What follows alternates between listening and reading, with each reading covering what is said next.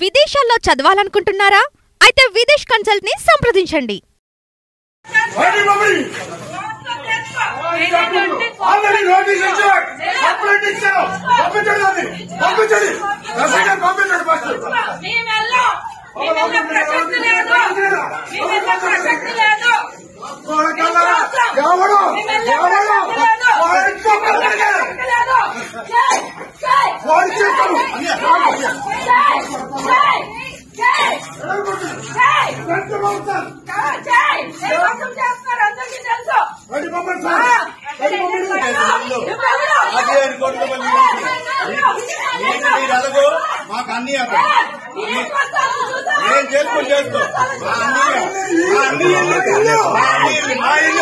నేను కట్టించాలి నేను కట్టించిన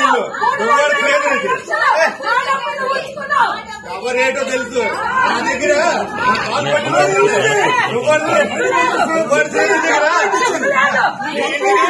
ఎన్నిసార్లు లక్షలు తీసుకున్నావో గుర్తు నీకే ఇచ్చాను చూట్ చేసి ఎవరు రేటో పలాసలు తెలుసు.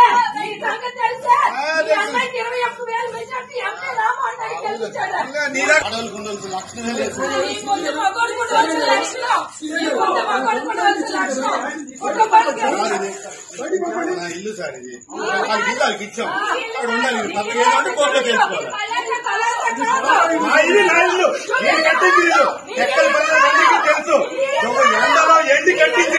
మ్యారేజ్ అయిపోయింది అనుకుంటూ ఆవిడేమంటున్నారంటే మరి నాకు ఒక భవిష్యత్తు ఉండాలి కదా. అసలు లింక్ ఎలా ఉంది? దువ్వాడి శ్రీనివాస్ ఆయన మాకు లీగల్ గా ఫాదర్. ఆయనతో ఉండడానికి మేము వచ్చాం. వాళ్ళ పిల్లలకి మా డాడీకి సంబంధం ఏంటి? వాళ్ళు ఎందుకు వస్తారు? వాళ్ళు కావాలంటే వాళ్ళ హస్బెండ్ దగ్గరికి వెళ్ళి వాళ్ళ డాడీ దగ్గరికి తీసుకెళ్లి ఫైట్ చేయించమనండి. అక్కడ ఫైట్ చేస్తే లీగల్ గా రైట్ ఉన్నట్టు. ఏం రైట్ ఉందండి? మా పిల్లలు ఇతనితో మా డాడీతో మేమంటే ఆమ్లైపోవడం నాకు అర్థం కావట్లేదు. ఏం లేదు, మా డాడీని కలవడానికి వెళ్ళాము. ఆయన డోర్స్ అవన్నీ లాక్ చేసుకొని లోపలన్నారు. ఆ లేడీ కూడా అక్కడే ఉంది. మేము మాట్లాడడానికి వెళ్దాం ఐ మీన్ మాట్లాడడానికనే కాదు మా డాడీతో కలిసి ఉందామని మేము వెళ్ళాము. బట్ మేము మెసేజెస్ చేసినా ఫోన్ కాల్స్ చేసినా ఆయన లిఫ్ట్ చేయలేదు, దేనికి రెస్పాండ్ అవ్వలేదు. సో ఏంటి అంటే వాళ్ళు ఎప్పుడో ఒకప్పటికైనా డోర్ తీస్తారు కదా అని మేము బయట వెయిట్ చేస్తాం. అయితే నైట్ ఎంత టైం వరకు ఉన్నారు? నైట్ యాక్చువల్లీ నేను ఆఫ్టర్నూన్ 3 నుంచి నైట్ 1:30, 2 వరకు ఉన్నాను. బట్ వాళ్ళు ఎవరు రెస్పాండ్ అవుతారేమో అని మేము వెయిట్ చేసాం. అట్లీస్ట్ మా డాడీ అయినా నా పిల్లలు బయట ఉన్నారు కదా లోపల పిలుస్తారనేమో అయినా వెయిట్ చేసాం. బట్ ఏం రెస్పాన్స్ ప్రధాన కారణం ఏంటి మీ ఫాదర్ రెస్పాండ్ అవ్వడం? ఆ లేడీ ఆమెతో ఉండడమే రెస్పాండ్ అవుతుంది. మీ ఫాదర్ గవర్నమెంట్ చాలా మంత్స్ అవుతుంది.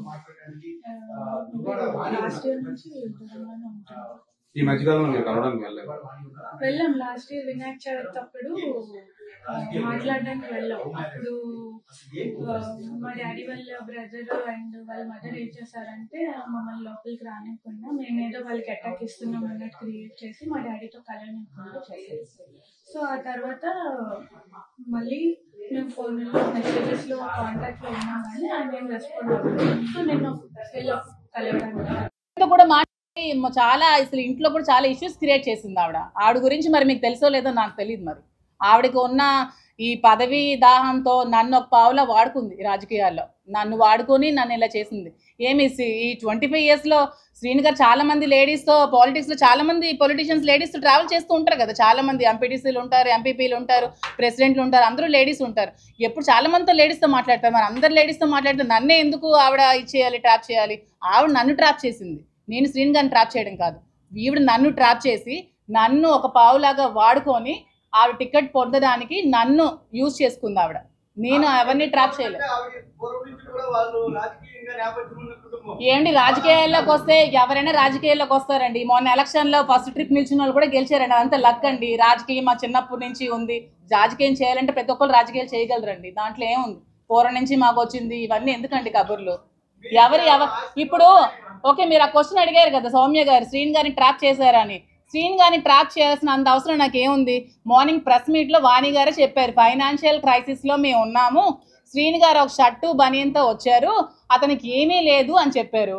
మరి ఏమీ లేనప్పుడు, అతని దగ్గర రూపాయి కూడా లేనప్పుడు అతన్ని ట్రాప్ చేయాల్సిన అవసరం నాకు ఏముంది? ఒక 60 years అతన్ని ఏమీ లేని అతన్ని ట్రాప్ చేయాల్సిన అవసరం ఏముంది? ఫైనాన్షియల్గా మేము వెల్ సెటిల్డ్, మా ఫాదర్ గారు వెల్ సెటిల్డ్, మా హస్బెండ్కి ఒక 10 to 15 lakhs శాలరీ వచ్చేది, మా మాయ గారు వెల్ సెటిల్డ్. సో ట్రాప్ చేయాల్సిన అవసరం నాకు ఏముందండి? సౌమ్య గారు చెప్పండి.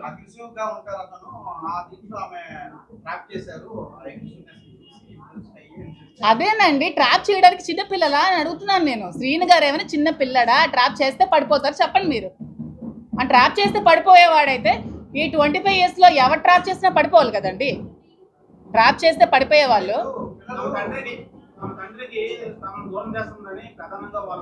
తమ తండ్రి అన్నారు కదా, ఈ 2 years లో తండ్రి ఎక్కడున్నాడో, తిన్నాడా, ఉన్నాడా, ఇల్లుందా, ఎక్కడున్నాడో, ఏ రోడ్డు మీద ఉన్నాడో ఎవరికైనా తెలుసా? చాలా మంది వచ్చేవాళ్ళు కదా అతను ఇంటర్వ్యూస్ తీసుకోవడానికి. అతను ఎలాంటి సిచ్యువేషన్లో ఉండేవాడో, కొన్ని రోజులు రోడ్డు మీద ఉన్నారు, ఆ విషయం తెలుసా పిల్లలకి? మరి అప్పుడేమయ్యారు పిల్లలు?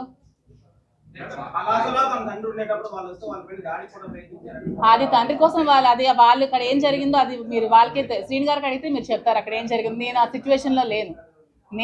నాకు తెలిసింది ఏమంటే 2 yearsగా అతను చాలా స్ట్రగుల్స్ ఫేస్ చేసి ఇంటికి తాళం ఆవిడ వేసేస్తే నడి రోడ్ మీద ఉంటే మేము చూసుకోవాల్సి వచ్చింది. ఈవెన్ ట్రాప్ చేసి అంటారు కదా, ఎందుకు?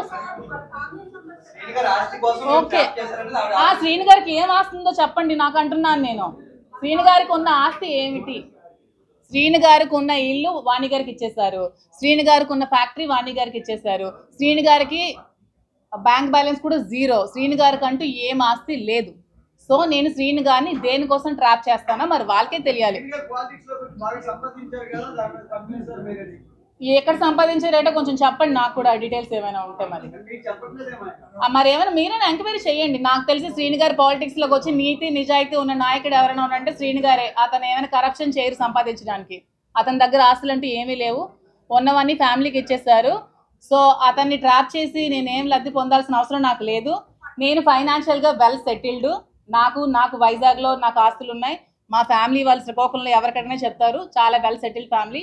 అక్కడ అత్తగారి ఫ్యామిలీ కూడా చాలా వెల్ సెటిల్డ్. నాకంటూ ఫైనాన్షియల్గా నాకు చాలా అసెట్స్ ఉన్నాయి. నేను ఎలక్షన్లో 1 crore to 2 crores నేను ఖర్చు పెట్టాను ఎలక్షన్స్లో. మీరు కావాలంటే క్యాడర్ ఎవరికైనా అడగండి, ఎలక్షన్ ముందు నేను ఎంత డబ్బులు ఖర్చు పెట్టానని చెప్తారు. నా పర్సనల్గా నా అమౌంట్ నేను ఎలక్షన్లో ఖర్చు పెట్టి ఎలక్షన్ చేశాను. సో దేనికోసం ట్రాప్ చేయాల్సిన అవసరం నాకైతే లేదు. ఇది క్లారిటీగా తెలుసుకుంటే చాలా మంచిది.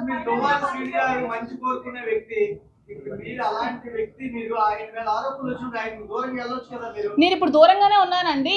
వాళ్ళ ఫ్యామిలీ కావాలంటే కలవమానండి. అతనికి అదే అంటున్నాను కదా, ఆవిడకి ఏమైనా సమస్యలు ఉంటే వాళ్ళ హస్బెండ్ తో కూర్చొని తెలుసుకోమనండి పిల్లలకి అతనికి. నన్ను మాత్రం లాగొద్దు అని చెప్తున్నాను. నేను ఇది చెప్పడానికి వచ్చాను. నన్ను బయటకి లాగొద్దు. నిజంగా ఆవిడకి హస్బెండ్ తో కలవాలనిపిస్తే హస్బెండ్ తో కలవమానండి, హస్బెండ్ తో మాట్లాడుకోమనండి, పిల్లల్ని హస్బెండ్ తో కలవమానండి. అది వాళ్ళ లైఫ్, వాళ్ళ ఫ్యామిలీ మ్యాటర్, నాకు సంబంధం లేని విషయం. మేడం ఇప్పుడు ఒకటే అంటున్నారు వాళ్ళు, రాత్రి కూడా వచ్చింది, మా ఫాదర్ మాకు దూరం అయిపోయారు, మీరేమో ఆ ఇంటి నుంచి వెళ్ళిపోవాలి, మా ఫాదర్ మా దగ్గర అవ్వాలి అనేది వాళ్ళు డిమాండ్ చేస్తారు. అది మీరు కాదండి, నేను ఇప్పుడు ఇంట్లో ఉండట్లేదు, నేను అప్పుడప్పుడు వెళ్ళి వస్తున్నాను అంతే. వెళ్ళమనండి ఆ ఇంట్లో ఉండాలంటే. అది శ్రీని గారికి వాళ్ళకి సంబంధించిన విషయం అండి. అది మీరు ఏమండి ఎలక్షన్ చెప్తున్నాను నేను. అదే ఎలక్షన్ నేను 2 months నేను కాల్ సెంటర్ పెట్టాను అక్కడ. మీ చాలా సార్లు వచ్చావు కదా సౌమ్య, నువ్వు కూడా. నేను ఐపాక్ టీం పెట్టాను. ఎలక్షన్ దగ్గరుండి నేను చేశాను. ఎలక్షన్ దగ్గరుండి చేశాను. నేను అక్కడ ఉన్నాను. ఎవరు అడిగినా చెప్తారు నేను ఉన్నాను. ఎలక్షన్ దగ్గరుండి చేశాను. ఫైనాన్షియల్గా నా డబ్బులు నేను ఖర్చు పెట్టుకొని చేశాను. నేను ఉండి వచ్చానని చెప్తున్నాను కదా. దాంట్లో నేను దాయడానికి ఏముంది? డబ్బు కోసం కాదంటున్నారు, ప్రేమ కోసం దగ్గర అయ్యారా?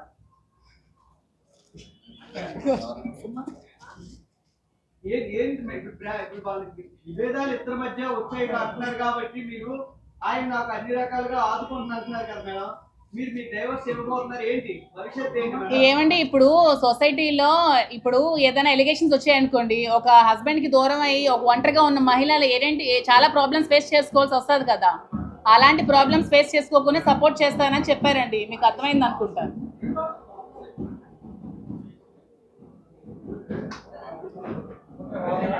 అర్థమైందా? ఇంకేమైనా క్వశ్చన్స్ ఉన్నాయా?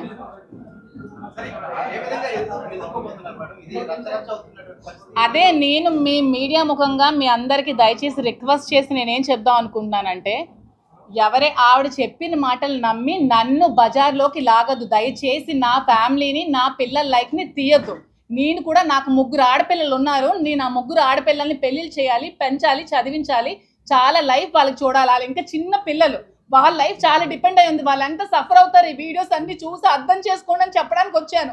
ఆవిడేదో చెప్పిందని మీరు ఆ వీడియోస్ పెట్టేసి ఆవిడ చెప్పిందని నిజాలు అయిపోవు కదా. ఇప్పుడు నా పిల్లలకు నేను ఏం క్వశ్చన్ చేయాలి చెప్పండి? ఈ వీడియోస్ చూసి మార్నింగ్ నుంచి పిల్లలు అందరూ ఏడుస్తున్నారు, చచ్చిపోతున్నారు. నేను ఏం సమాధానం చెప్పాలి నా పిల్లలకి? ఇష్టం వచ్చినట్టు రాసేస్తారా? ఎవరెవరితో మాట్లాడరా? సొసైటీలో ఎవరెవరితో మాట్లాడట్లేదు? మీరు ఎవరెవరితో మాట్లాడరా? ఎవరెవరితో మాట్లాడట్లేదా? ఎవరెవరు ఫ్రెండ్స్ లేరా? రిలేషన్స్ లేరా? దీన్ని ఇంత ఇష్యూ చేసి నా మీదకి రావాలా? ఆవిడకి ఫ్యామిలీ ఇష్యూస్ ఉంటే హస్బెండ్ దగ్గరికి వెళ్ళి తెచ్చుకోమనండి, లేకపోతే లీగల్గా ప్రొసీడ్ అవ్వమనండి, కోర్టుకి వెళ్ళి తెచ్చుకోమనండి. అతనికి ఆవిడకి అది సంబంధించిన విషయం. నా లైఫ్ని ఎందుకు మధ్యలోకి లాగుతారండి?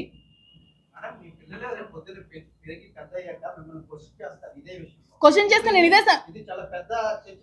అదే ఎస్ మీరు